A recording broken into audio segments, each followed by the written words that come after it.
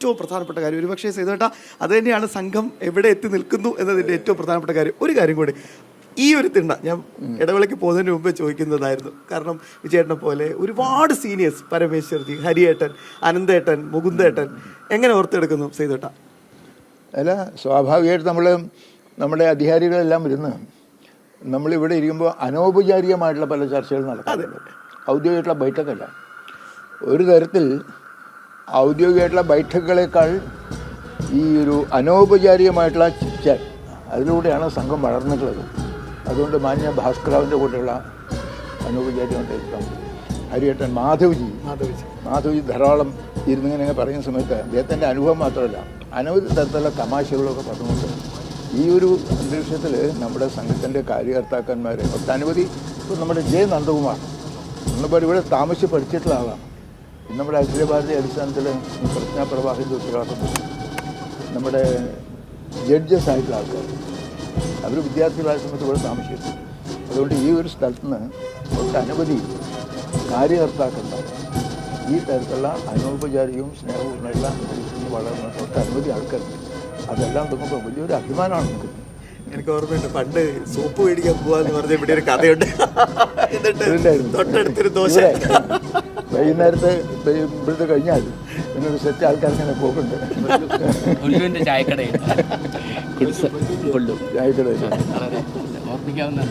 കാര്യങ്ങൾ രൂപപ്പെടുത്തിയ അല്ലേ, സംഘത്തെ രൂപപ്പെടുത്തിയ അനൗപചാരികമായി അല്ലെ അനൗദ്യോഗികമായി രൂപപ്പെട്ട ഒരു സ്ഥലമെന്ന് ഈ ഒരു ഇവിടെ ഇരിക്കുമ്പോൾ ഒരു പ്രത്യേക ഊർജ്ജം തോന്നുന്നുണ്ട്. എപ്പോഴാണെങ്കിലും ഇവിടെ വന്നിരുന്ന നമ്മുടെ ഒരു ഷൂട്ടിന്റെ ഭാഗമായിട്ടാണെങ്കിലും അല്ലാതെ കാര്യകർത്താക്കളെ കാണാൻ ഇവിടെ വന്ന സമയത്താണ് വളരെ പ്രധാനപ്പെട്ട സംഗതിയാണ്.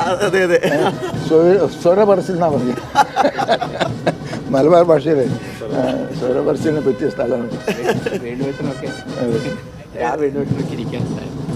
സേതുവേട്ടാ, നമ്മൾ വീണ്ടും നാഗ്പൂരേക്ക് പോകുമ്പോൾ ഞാൻ നേരത്തെ പറഞ്ഞതുപോലെ എല്ലാവരും ലോകം മുഴുവൻ കാതോർത്ത് കാത്തിരിക്കുകയാണ്.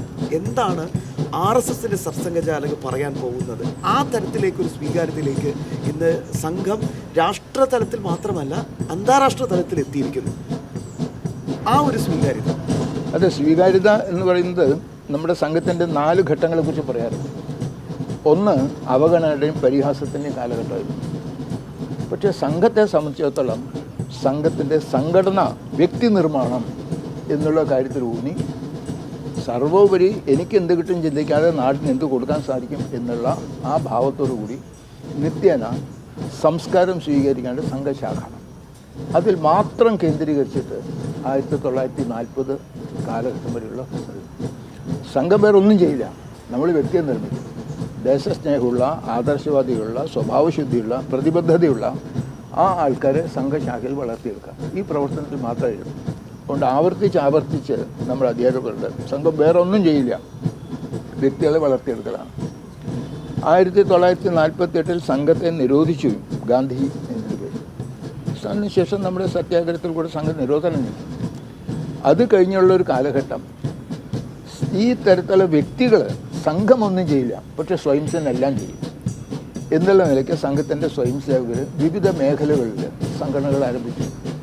ഈ നമ്മുടെ ഇപ്പോഴത്തെ പരിവാർ സംഘടനകൾ, പരിവാർ സംഘടന എന്ന് വെച്ചാൽ സംഘം കൊടുത്ത പേരല്ല, സമൂഹം സംഘത്തിൻ്റെ പ്രവർത്തനം കണ്ടിട്ട് പോഷക സംഘടനയല്ല, സംഘത്തെ പോഷിപ്പിക്കാനല്ല, സംഘത്തിൽ നിന്ന് പ്രേരണ ഉൾക്കൊണ്ട് രാജ്യനൈതിക രംഗത്ത്, വിദ്യാഭ്യാസ രംഗത്ത്, തൊഴിൽ മേഖലയിൽ, അതേപോലെ തന്നെ വനവാസി മേഖലയിൽ, സാഹിത്യ മേഖലയിലെല്ലാം നമ്മൾ പ്രവർത്തനം ചെയ്യും. ആ സമയത്താണ് പ്രചാര സാഹിത്യങ്ങളെല്ലാം തുടങ്ങിയത്. അത് ഏകദേശം 2ാമത്തെ സ്റ്റേജാണ്. സമൂഹത്തിൻ്റെ ഉള്ളിലേക്ക് സമൂഹത്തിലെ ഈ തരത്തിലുള്ള വ്യവസ്ഥകൾ വരുമ്പോഴും കറക്റ്റാക്കാൻ വേണ്ടിയുള്ള പ്രവർത്തനങ്ങൾ ആരംഭിച്ചു. 1975 അടിയന്തരാവസ്ഥയ്ക്ക് ശേഷം നമ്മുടെ 3ാമത്തെ ഘട്ടമായിരുന്നു. നമ്മുടെ പ്രവർത്തനം ഇങ്ങനെ വളർന്നു വരുന്നു, സർവ്വ മേഖലകളിലെത്തണം. പക്ഷെ ആ സമയത്ത് നമ്മുടെ പ്രത്യേകമായിട്ടുള്ള ഊന്നൽ പിന്നോക്ക മേഖലകളിൽ, നഗരത്തിലെ ഈ ബസ്തികളിലും അതേപോലെ തന്നെ വനവാസി മേഖലയിലും കാരണം സംഘത്തിൻ്റെ വികടനം വികസിച്ച് വരുന്ന സമയത്ത് ഈ തരത്തിൽ അവഗണിക്കപ്പെട്ടവരും അവശരുമായിട്ടുള്ള ആൾക്കാരുടെ ഇടയിൽ കൂടി സംഘം എത്തിയില്ലെങ്കിൽ ആ സ്ഥലത്ത് രാജ്യദ്രോഹികളായിട്ടുള്ള വിഘടനവാദികൾ അതിനെ ചൂഷണം ചെയ്യാൻ തയ്യാറാവും. അതുകൊണ്ട് സേവനത്തിന് പ്രാധാന്യം കൊടുത്തുകൊണ്ട് ആ മേഖലയിൽ നമ്മുടെ പ്രവർത്തനം വളർന്നു.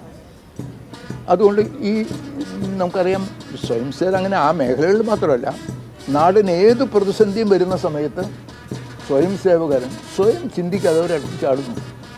അത് മേഘവിസ്ഫോടനം വന്നാലും ശരി, അത് ഗുജറാത്തിൽ മറ്റേ അണക്കെട്ട് തകർന്ന സമയത്തായും ശരി, ആന്ധ്രയിൽ കൊടുങ്കാറ്റ് വന്ന സമയത്തും സുനാമി വന്ന സമയത്തും നമ്മൾ ഉരുൾപൊട്ടുന്ന സമയത്തും എല്ലാം സ്വയം സേവകർ ഒന്ന് നോക്കാൻ പുറത്ത് വിമാനാപകടം വരുന്ന സമയത്ത്, തീവണ്ടി അപകടം വരുന്ന സമയത്ത്, അതേ സമയത്ത് യുദ്ധകാലഘട്ടങ്ങളിൽ എല്ലാം തന്നെ അതിർത്തിയിൽ എങ്ങനെ നിർത്തിയേക്കണം.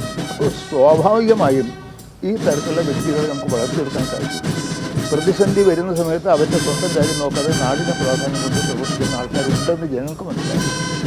ഇപ്പോൾ ഈ ഒരു കാര്യത്തിന് ശേഷം പൊതുജനങ്ങളുടെ കയ്യിൽ സംഘത്തെ എത്ര തന്നെ പ്രചാരണം നടത്തിയാലും ശരി, നേരിട്ട് കണ്ട് മനസ്സിലാക്കിയുമ്പോൾ സ്വീകാര്യത വന്നു. ഇപ്പോൾ സ്വീകാര്യതയുടെ കാലഘട്ടമാണ് ഇപ്പോൾ. നമുക്ക് എതിർപ്പില്ലാന്നല്ല, പക്ഷേ ജനങ്ങൾ സ്വീകരിക്കാനും വലിയ വലിയ ആൾക്കാർ വരാൻ തയ്യാറാണ്. ഈ സന്ദർഭത്തിൽ നമ്മൾ 100ാമത് വർഷം എന്നുള്ളത് ഒരു ആഘോഷ പരിപാടിയായിട്ട് നടത്താനല്ല. നമ്മൾ ഉദ്ദേശിച്ച ലോകത്തിൻ്റെ ശാന്തിയും സമാധാനത്തിനും വേണ്ടിയിട്ട് ഭാരതം ശക്തമായിട്ട് ഉയരണം, ലോകത്തിൽ ഉയരണം. അതിനുവേണ്ടി ഇനിയുള്ള കാലഘട്ടത്തിൽ നമ്മുടെ ഈ പ്രവർത്തനത്തിൻ്റെ വേഗത വർദ്ധിപ്പിക്കണം. നമ്മൾ ഉദ്ദേശിക്കുന്ന സമൂഹം മുഴുവൻ ഈ തരത്തിലുള്ളൊരു ദേശീയ ബോധത്തോടുകൂടി വളരണം. അതിനു വേണ്ടിയിട്ടുള്ള ചില പദ്ധതികളും പരിപാടികളാണ് പോകുന്നത്. അതുകൊണ്ട് ഈ സ്വീകാര്യത കാലത്തിൽ സ്വയം മറന്ന് ആനന്ദിക്കാനൊന്നുമില്ല. നമ്മുടെ ദൗത്യപൂർണ്ണത്തിനുള്ള ഈ ഒരു സന്ദർഭം ശക്തമായിട്ട് ചെയ്യും.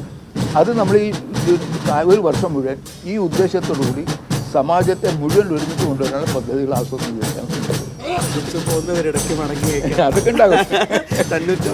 തളർന്ന് നിലംപതിക്കുക. ഞാൻ അല്ലല്ല, സംഘത്തെ അറിഞ്ഞാൽ പിന്നെ സ്വീകരിക്കുക അല്ലാതെ മറ്റ് മാർഗമില്ല. അല്ല സേതുട്ട്, ഞാനൊരു കാര്യം പറയാൻ നേരത്തെ ഞാൻ ശവനോടത് സൂചിപ്പിച്ചിരുന്നു. സംഘത്തെ ആളുകളെ അറിഞ്ഞു തുടങ്ങുന്നു എന്നത്. കാരണം ഇന്നലെ ആ പൊതുപരിപാടിയിൽ മാധ്യമപ്രവർത്തകർ വന്നപ്പോൾ അവിടെ വലിയ മഴ പെയ്തിട്ട് സംഘത്തിന്റെ പ്രവർത്തകർ അവിടെ തന്നെ ഇരുന്നു. അപ്പോൾ അവർക്കതൊരു പുതിയ അത്ഭുതമാണ്. കാരണം അവരത് കണ്ടിട്ടില്ല. CPM-ന്റെ സമ്മേളനങ്ങളിലൊക്കെ കസേര തലയിൽ വെച്ച് നിൽക്കുന്നു, നേതാവ് അലറി വിളിക്കുന്ന നേതാക്കളെ കാണുന്ന അവരെ സംബന്ധിച്ചിടത്തോളം ഇതെന്താ അവരൊന്നും എഴുന്നേറ്റ് പോകാത്തെന്ന് ചോദിച്ചു. ഞാൻ പറഞ്ഞു ഇതാണ് സംഘം. അപ്പോൾ എന്താണ് ജേക്കബ് തോമസ് സാറിന് എന്തുകൊണ്ട് കൊട പിടിച്ചു കൊടുത്തു, വേറെ ആർക്കും പിടിച്ചു കൊടുത്തില്ല? അപ്പം ഞാൻ പറഞ്ഞു അദ്ദേഹം അതിഥിയാണ്, ഞങ്ങൾ ആതിഥേയരാണ്, അതുകൊണ്ട് അതാണ് ഞങ്ങളുടെ പേര്. അല്ല അത് മാത്രമല്ല, ഈ സംഘത്തിന്റെ ഇതൊരു അത്ഭുതമായിട്ടാണല്ലോ കാണുന്നത്.